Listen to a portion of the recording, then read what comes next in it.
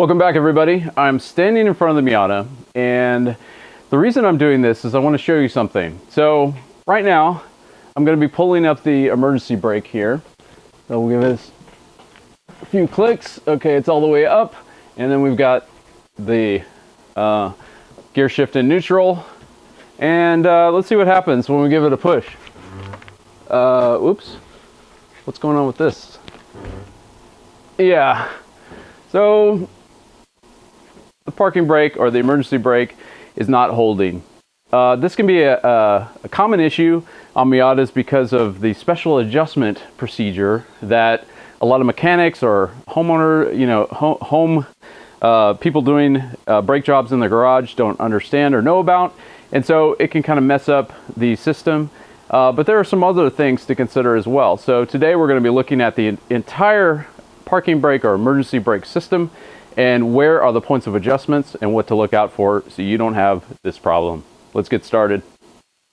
All right, so the e-brake system is a supplementary system that goes with the regular hydraulic brakes to actuate your rear calipers in the case of failure. So it's cable driven, and over time a few things can go wrong. Number one, the cable can stretch or fray or be damaged in some way, so the cable itself can be compromised.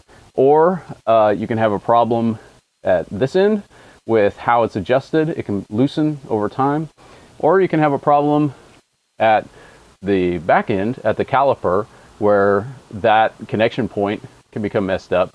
Or it can just be out of balance. There's a spring system in the middle of the car that balances the cable that goes from here to both sides, and so proportions that force that's being driven here by your hand to both brakes. So all those things can be a problem, and we're going to look at each one.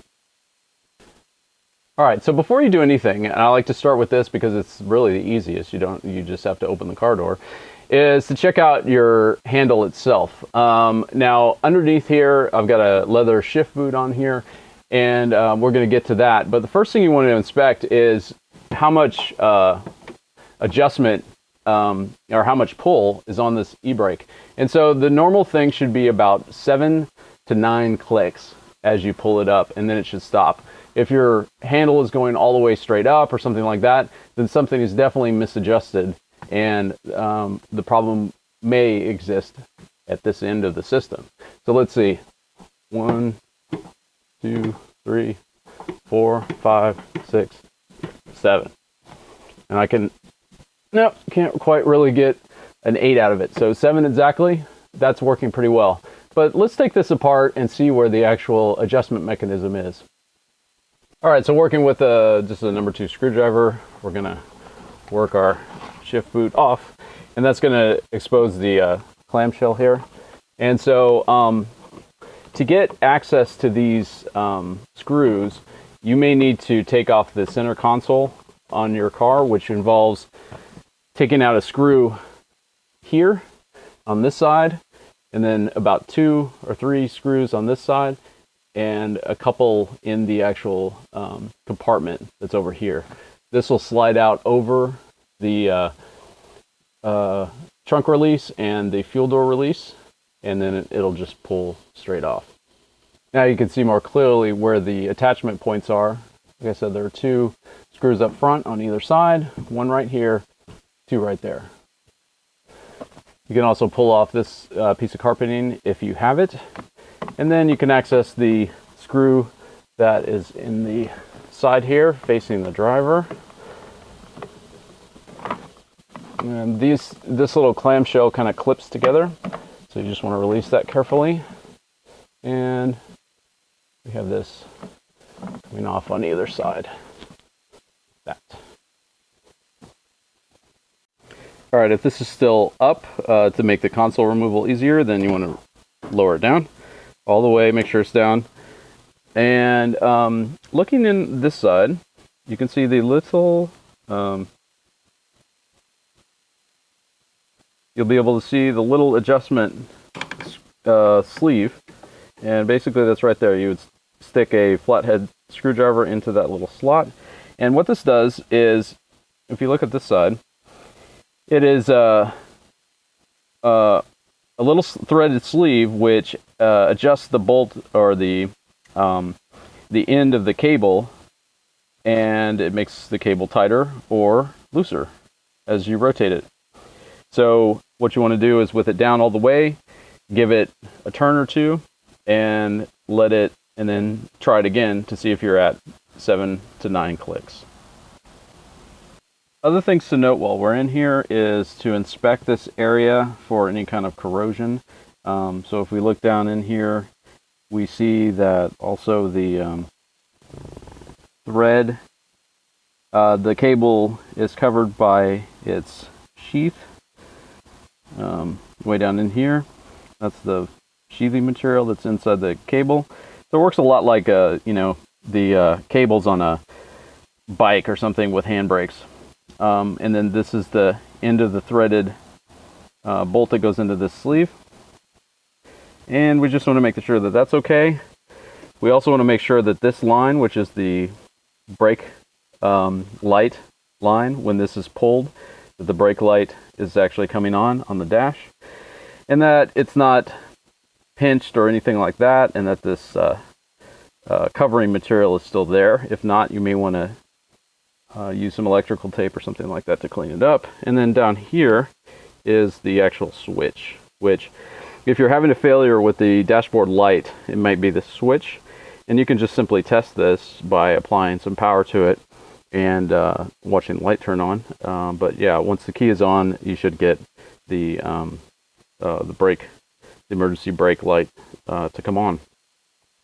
So now that we're all properly adjusted, we can get out of the car and start inspecting the cable itself. So we're going to jack up the back of the car. So before we do that, we're definitely going to want to chalk off the front wheels. I've got another one on the other side. You don't want that rolling forward into your garage wall or anywhere else. And we'll get the jack moved around to the back, and we're going to jack it up from the diff. So we'll get both jacked up on both sides at the same time. All right, with our jack centered under the diff itself and a block of wood just to protect the fins on the diff from metal contact with the jack, we can slowly get this jacked up. And all we need to do is get it off the ground enough that the wheels are raised so that we can spin them as we do our tests. But for inspection, you may want to jack it up a little higher than that and get some, and if once we get under the car, we'll get some jack stands under there as well. Okay, so looking towards the front of the car, and you can see the cat there and the heat shield for the cat. If you look up and get right behind the heat shield, you can see where over here the cable comes out, and of the lever. This cable goes down to this system, which causes the tension to be distributed equally between both wheels. And you can see this is kind of off kilter. So this might be an issue. We can test that in a little bit. All right, so from this set of springs, it will proportion out to either side. And actually the side that's on the right, if you follow the cable, it goes all the way around. It kind of crosses over, and it's the one on the right that drives the wheel on the left, on the driver's side.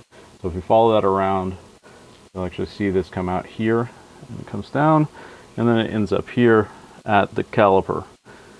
And so the points of adjustment are that spring previously where it's divided out. If it's not applying the same force on either side, then your e-brake may not be holding because it's only doing one at a time. And the other thing is that the adjustment at this end may be incorrect.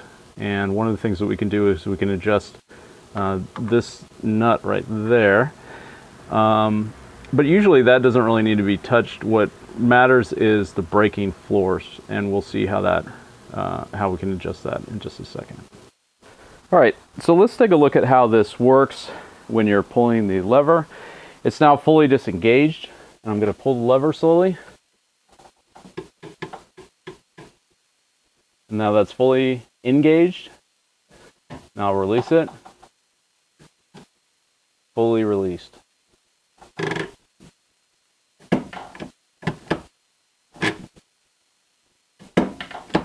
and released again.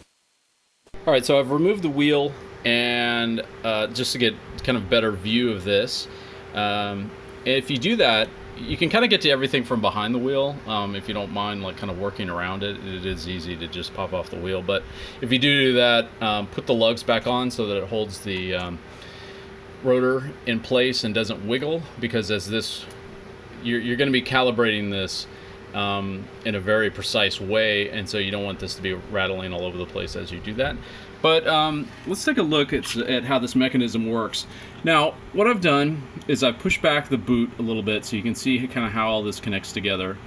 The line comes in, connects to this bracket. This whole bracket can be removed as one piece. And if you are changing your calipers, I recommend you just take off the entire bracket, leave this bolted to it. But there's a little slot back here, which this basically goes into right here. And you've got these two nuts on either side, which can locate it how it needs to be so that it's proportioned correctly. And this just goes into the end here, slots in here, and then this whole thing moves back and forth as you pull the cable, and it's going to actuate the calipers themselves. So, a couple things to look for here. Number one, is this sheathing intact? Is it cracked or broken or anything like that? Is this boot basically okay? And especially if you move it down, it's meant to be moved down so that you can take a look at this. This is just this is not really a nut. This is just a tie to keep the boot from sliding around, and it kind of slots on top of this crimp-on thing for the in bolt. And you want to inspect that this is all still intact, and that also the boot on this side is still intact. Now, my boot looks pretty good, but it did come off right here. So what I can do is this is another little tie down right here. It's basically just a clip that goes around and keeps the boot on the end of this thing where that little small lip is. And so that sort of come off. I can basically just clip this off or pry it apart and then put a zip tie on there, and that should be fine. It really doesn't require much to keep it in place. And that just keeps all the debris and water and everything like that from getting into this sheathing and possibly corroding the cable itself, which would not be good. So you want to take a look at all that. Now, in my case, you may notice that this looks a little cross-threaded. This jam nut looks a little cross-threaded, and it's not able to move. And so what that means is that this one, when it's tightened down, is all the way to the end to get it to stay tightened down, such that it won't wiggle and possibly slip out of here. So this needs to be reseated. Hopefully we can do that. Hopefully the threads are not messed up terribly badly. It's a little bit difficult to do because if it's jammed on here really good, you don't want this line to be rotating. So we'll kind of have to see how we can get that apart. But I want to get that fixed because you may have noticed on the previous clip with the thing actuated, it was off balance. It was not actually, it was kind of pulling at the same rate on either side, but really there was a piece, it was kind of off kilter, and so if it's pulling like this, it's just going to be a little bit off, and so we're not going to get the same clamping force on both wheels that we're looking for. So I think that's part of the issue, so we'll be looking into that before we move on to the next step. All right, so now that we've got that balanced out a little bit better, let's try to pull it. And release, pull. Okay. So the Miata calipers have a special adjustment bolt which allows you to retract the piston without having to use like the standard kind of C-clamp thing to push the piston back in. You can open up the bolt in the back and use a Allen wrench or hex wrench to modify that. However, a lot of people don't know that this exists, and it can actually damage the internal mechanism by using a C-clamp. And so a lot of times these things are stripped out in a Miata that you may buy secondhand. So one thing to do is you can readjust it, you can inspect that material and stuff. And so now I've got the wheel off, and we have the emergency brake disengaged. So this will spin, you know, more or less freely. There will be resistance, obviously, because it's turning the diff. And if you look through, well, you can't really see, but if you look down here, you can see the other tire is turning as well. So there's going to be some resistance just due to the friction of all that. But when we engage the emergency brake, you know, it should stay stiff. Now, so you can grab a pry bar and put a little tension on across the studs here, and you don't have to push hard on it. In fact, don't, because you might bend a stud. But if you can push just a little bit and still turn it, then that means that it's probably not quite clamping down as hard as you would like to maintain the car on a grade, or to actually stop you when it's rolling in an emergency situation if your main brake lines were to go bad. Your car has a lot of momentum, and it's going to require a fair amount of force for, you know, clamping on this cable to be able to actually stop the car. So if I move over here to the other side, you can see I can just, you know, leverage this around pretty easily. E-brake is still engaged, so not good. Let's see what we have to do to fix this. So right back here where the socket is on is a 14mm bolt, and I've broken that loose, so we can remove this little guy. And see this. Okay, so we've got our Allen head wrench in there, and what we're gonna do is disengage the parking brake. I keep switching back between calling it the parking brake and the e-brake. Give the brakes a couple pumps until it becomes solid. And what this does is it engages the calipers in the right place. If it's been sitting a while, you know, it may have gotten spongy or something like that. So we want to get the calipers in the right place. Again, we've got our bolts on, you know, to steady the rotor so that it can't rattle around. And then we're going to turn this, from our perspective, counterclockwise.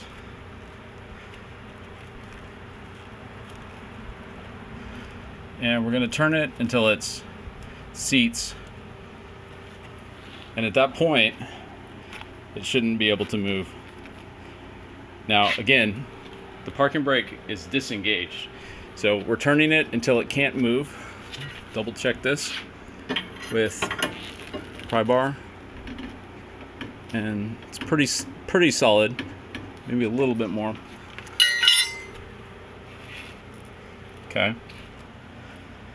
And then what we're going to do is back off a third of a turn. So this, if you start here, if we back off the other direction, that's 90 right there, and then about like that. Okay. Now it rotates freely. Okay, so now we can engage our e-brake and witness the adjusting perfection. All right, so that should be good. We can put our bolt back on, and we need to do it on the other side. So you want to go back to the start, disengage, and then we'll get the wheel off on the other side. If you want, you don't have to take the wheel off. You can reach around from the back, but I'll take the wheel off just so I can show you a little bit better.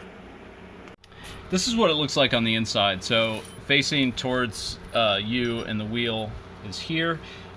Your Allen key is going to go into this, and basically what it's doing is it's turning this little gear thing set here with these little spindles here, splines, and what it's doing is it's turning another set of splines on the inside of the caliper, which will retract the piston. And so occasionally, you know, this just floats in there. It's not held in by anything, so it will just like pop out just like this if you got a tight fit on your hex head, and that's not a problem. You just pop it back in. And occasionally what you'll see on here is that these teeth will be stripped. Now the spindle itself, the retractor on the inside, it's really meant for this to be softer, and so this will strip. In fact, this is actually overly long. The matching set on the inside is much shorter than this, and so if you get a little bit of stripping on the end, you can actually cut that off and then just push it in deeper, and then it will catch again. Or if on the other side of the car you have another one, you can pull that one out and it looks fine like this one does, then you can use it. You only need one. You can just, you know, move it from side to side. It can be a little bit interesting if it won't come out. What I recommend is just kind of torquing on it, and then or maybe putting a little bit of, like, maybe a little tape or something like that. I don't know. Maybe some Teflon tape that's very thin. Put one wrap around that, stick it in, it'll be jammed in there, give it a wiggle, and it should pull out. You can also try a magnet or something like that that can reach in there, that's fairly thin, and that may be able to withdraw it. So usually these things will pop out. So that can be used equally well on either side of the car. Alright, so over here on the passenger side, we've got our hex key in here. I pumped the brakes 3 or 4 times, again, just like the last side, and tightened it slowly until the rotor no longer can move, and it's solid. And so now we can rotate it back 1/3 of a turn, just like the last one. And another thing to inspect on both sides, this can be another reason for problems with your brakes, is unlubricated or seized caliper pins. Whenever you do a brake job, obviously you want to re-lube these pins, and that can sometimes cause a problem on one side or the other for your e-brake as well, that your hydraulic system can overcome the corrosion, but your e-brake, with the cable movement that it has, which is minimal as you saw, only about 1 inch, can't. So that can cause problems with your e-brakes holding correctly. So you want to look at that. So now that we've got that, we'll rotate it back 1/3 of a turn, and we should be good on this side. All right, so we got the car back down, and we've torqued our lug nuts. You all torque your lug nuts, right, with a torque wrench? Yep. I usually use about 85 foot-pounds, but always do that. And let's do a test. Okay, the parking brake is not engaged, and, you know, rolls back and forth just like it did. And then bouncy, bouncy, bouncy. Yep, it's just bouncing the car, that's all. It's not actually rolling. Yep, it's holding. All right, so in my case, it looked like it was a balance issue with that little spring section in the middle, and it was not adjusted correctly. They were off a little bit. And then potentially the last time the brakes were done, which was me, maybe I didn't get it quite right, but anyway, it took some time to adjust it back. You know, you do the 1/3 of a turn, and that seems to have done the trick. So it looks like that will do it for today. I will wrap it here. It is about 100 degrees in my garage right now, super sweaty. So you guys have a great rest of the day, and I'll see you on the next one.